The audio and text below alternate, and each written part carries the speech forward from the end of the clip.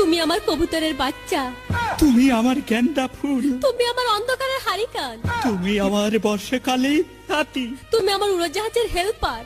তুমি আমার হিন্দি ছবির নায়িকা। তবে এত বাধা কেন আমাদের? তুমি চাইলেই সব হবে।